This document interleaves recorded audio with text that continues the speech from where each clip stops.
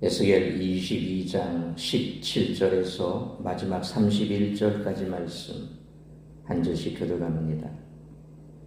여호와의 말씀이 내게 임하여 이르시되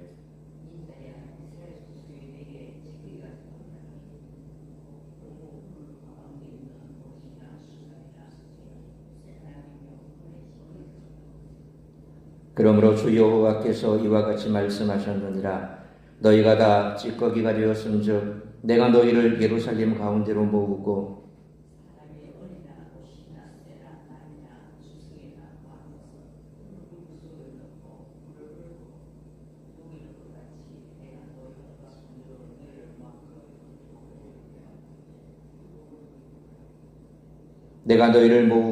내 분노의 불을 너희에게 불면 너희가 그 가운데 소독돼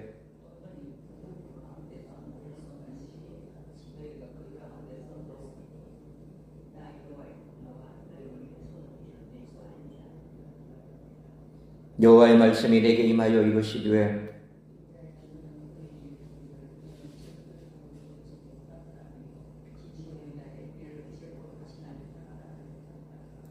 그 가운데서 선지자들의 반역함이 우는 사자가 음식물을 움킴 같았도다. 그들이 사람의 영혼을 삼켰으며 재산과 보물을 탈취하며 과부를 그 가운데 많게 하였으며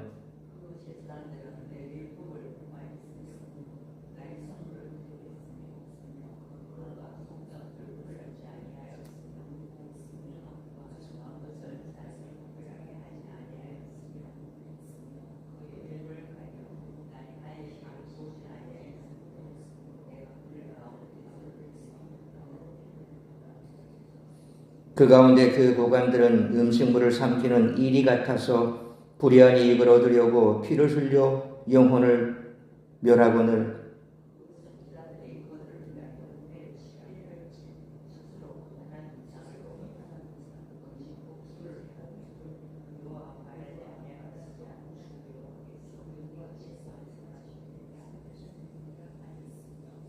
이 땅 백성은 포악하고 강탈을 일삼고 가난하고 궁핍한 자를 압제하고 나그네를 부당하게 학대하였으므로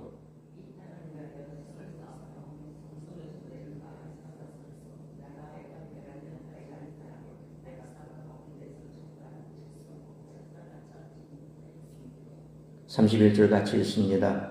내가 내 분노를 그들 위에 쏟으며 내 진노의 불로 멸하여 그들 행위대로 그들 머리에 부응하였느니라. 주 여호와의 말씀이니라. 아멘. 예루살렘에 남아있던 유다 백성들은 자신들이 하나님의 보배로운 소유라고 자부하며 예루살렘에서 보호를 기대했지만 그것은 오히려 하나님의 진노의 자리가 됩니다. 그들이 제거되어야 할 찌꺼기에 불과했기 때문입니다. 유다 백성들은 온갖 죄를 저질러 예루살렘을 더럽혔습니다. 그들은 스스로 예루살렘 안에서 찌꺼기임을 자처한 것입니다. 따라서 하나님이 예루살렘을 풀무로 사용해 찌꺼기를 제거하시는 것은 당연한 귀결입니다. 하나님이 예루살렘을 포함한 이스라엘 땅에 진노를 쏟아부어 심판을 행하시는 것은 정당합니다. 왜냐하면 그 땅에 거하는 정치, 종교 지도자들과 백성들이 살인, 강탈, 압제, 불의함, 불결함, 거짓, 불의, 포악 등으로 그곳을 더럽혔기 때문입니다. 지도자들의 타락은 언약 백성의 타락을 부추겼습니다. 주전 8세기 미가 선지자는 미가서 3장 1절로 12절에서 통치자들이 백성들의 가죽을 벗기고 뼈에서 살을 뜯는 포각, 언약 백성을 유혹하는 선지자들의 거짓말과 점괘, 삭슬 위에 교훈을 전하는 제사장들의 탐욕을 지적하며 예루살렘의 파멸을 선언했습니다. 그때는 예레미야 26장 18절로 19절 말씀처럼 히스기야 왕이 하나님께 간구함으로 그 파괴를 면할 수 있었습니다. 그러나 이후에도 스바냐 3장 3절로 4절 말씀처럼 지도자들과 백성들의 타락은 계속되었습니다.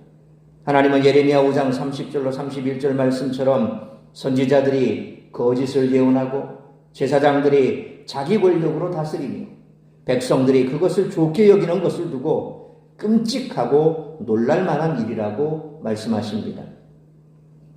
이와 같은 총체적 위기 상황에서 하나님의 공의로운 통치를 실행하는 정치 권력의 상실과 언약 백성들의 거룩한 정체성을 수호하는 영적 지도력의 부재는 유다 왕국을 몰락과 파멸로 이끌었습니다. 그러므로 하나님은 이제 진노의 심판으로 약속의 땅에서 더러운 것을 제거하고 그 땅을 정결하게 하실 때가 되었다고 선언하십니다. 한 사람을 찾지 못했다는 하나님의 탄식은 유다 포로들뿐만 아니라 이 탄식을 듣는 현재 성도들에게도 도전이 되는 줄 믿습니다. 이상과 같이 이제 하나님은 이스라엘 전체를 다시금 면밀히 살피시며 그 누구도 의롭지 않음을 선언하십니다. 죄악이 백성, 지도자, 제사장, 선지자에 이르기까지 사회 전반에 스며들었습니다. 소돔에 의인 10명이 있다면 그 성을 멸하지 않겠다고 하셨던 하나님은 예루살렘 멸망을 막아설 의인 한 사람을 찾으셨지만 안타깝게도 그 한 사람은 없었습니다.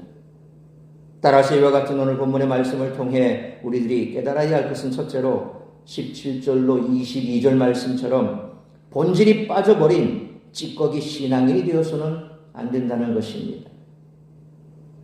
하나님은 이스라엘 백성들에 대한 심판을 17절로 18절 말씀처럼 은재련 과정에 비유하여 설명하십니다. 은광 속에서 은을 출출하고 나면 다량의 납과 소량의 구리, 아연, 주석, 철 등의 혼합물 곧 찌꺼기가 남게 마련입니다. 하나님은 이스라엘 족속이 찌꺼기라고 선언하십니다.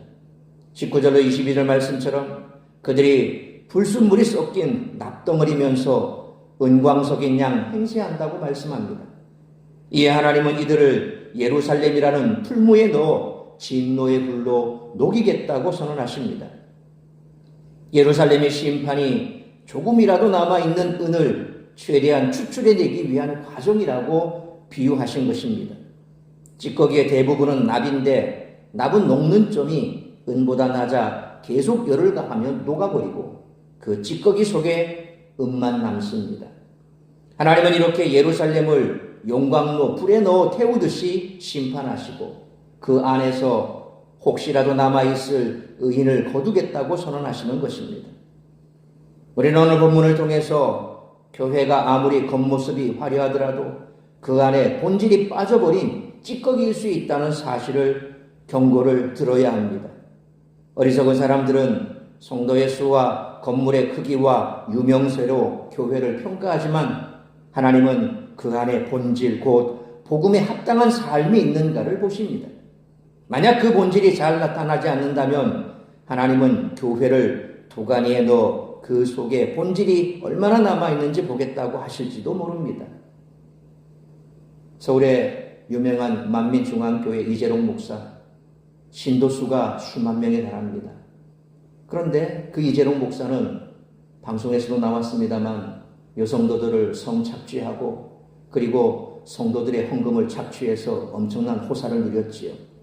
결국 그는 감옥에 갔습니다. 그리고 교회는 불풀이 흩어졌습니다.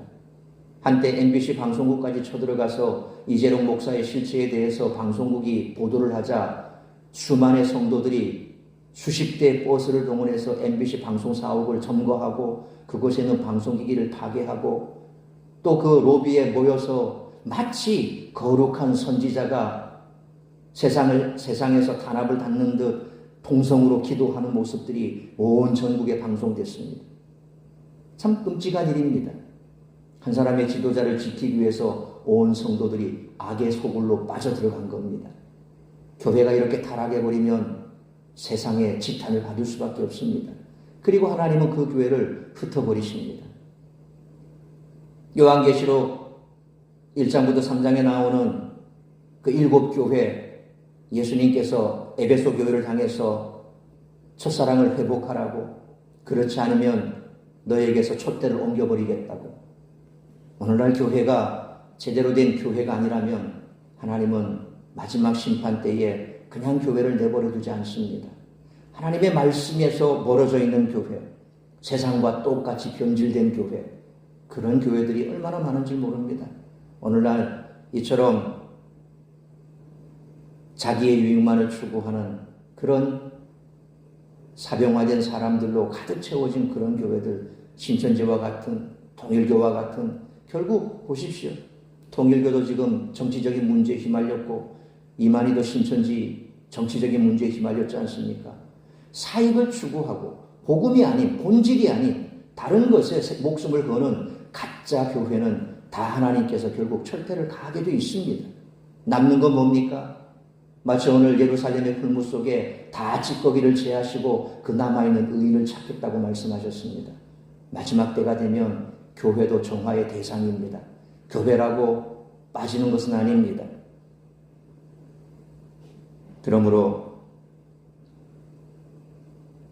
교회가 본질에서 멀어진다면 하나님은 교회를 도가니에도 그 속에서 본질이 얼마나 남아있는지 보시며 화려한 겉모습만 자랑하는 본질이 빠져버린 찌꺼기 신앙인이 아니라 신앙의 본질을 회복하기 위해 복음에 합당한 삶을 살아가는 우리 모두가 되시기를 축원합니다. 두 번째로 23절로 마지막 31절 말씀처럼 하나님이 찾으시는 그 한 사람이 되어야 한다는 것입니다. 하나님은 23절로 24절 말씀처럼 이스라엘이 정결하지 않고 비가 내리지 않는 진노의 땅이 되었다라고 선언하시며 그 백성이 범한 죄악들을 열거하기 시작하십니다. 25절 말씀처럼 하나님의 뜻을 전해야 할 선지자들은 사리사욕을 추구할 뿐 고아나 과부들과 같은 사회적 약자들을 돌보지 않았으며 26절 말씀처럼 제사장들은 성물과 속된 것을 구별하지 않고 안식일 규례도 무시하는 등 하나님의 이름을 모욕했습니다.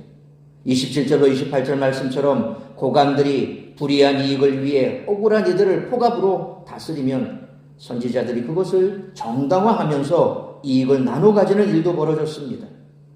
윗물이 맑아야 아랫물이 맑기 마련인데 정치, 종교 지도자들이 이렇게 행하고 있으니 29절 말씀처럼 백성도 약자를 강탈하고 가난한 자와 고아를 압제하며 나그네를 학대했습니다.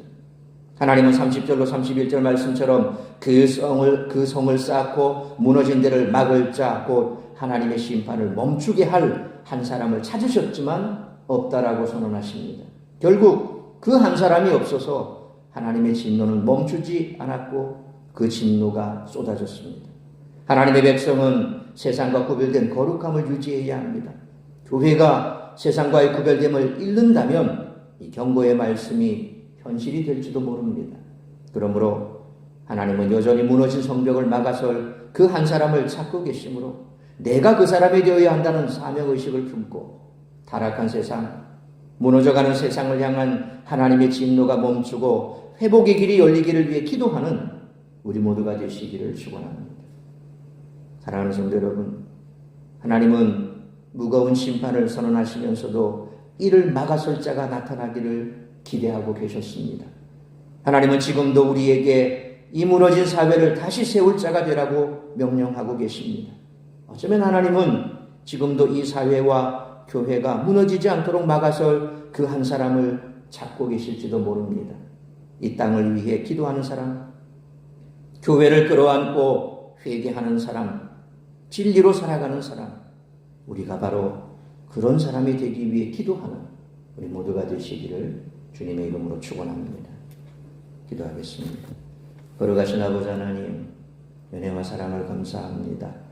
오늘 이 새벽을 깨워 말씀으로 예배로 하루를 시작하게 하시니 감사합니다. 마지막 때가 되어 갈수록 온전한 믿음의 사람을 찾아보기가 힘든 그런 시대가 되어가고 있습니다.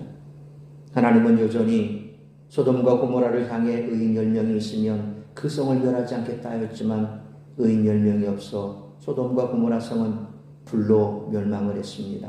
오늘 이 시대에도 하나님께서는 멸망당할 이스라엘을 향해서 의인 한 명만 있으면 내가 이 성을 멸하지 않겠다고 말씀하셨으나 결국 의인 한 명을 찾지 못해 예루살렘은 멸망하고 말았습니다.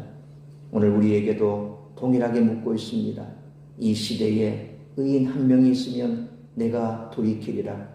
과연 그 의인 한 명 가운데 내가 속할 수 있을까? 오늘 주님 앞에 우리 자신을 내어놓기를 원합니다.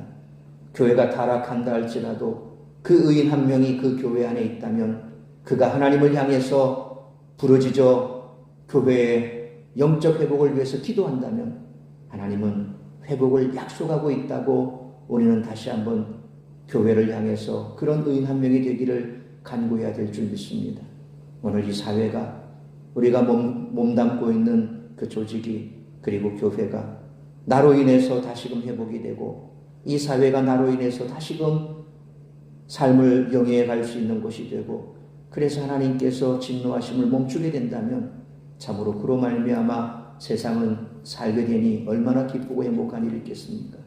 오늘 그 한 사람이 내가 되길 간곡히 하나님 앞에 기도하면서 다시 한번 우리의 삶을 주님 손에 올려드리고 우리가 하나님 앞에 이 허물어져 가는 세상 기울어가는 이 교회 그것을 가슴에 품고 주님 앞에 기도할 수 있는 그런 성도가 될 수 있기를 원합니다.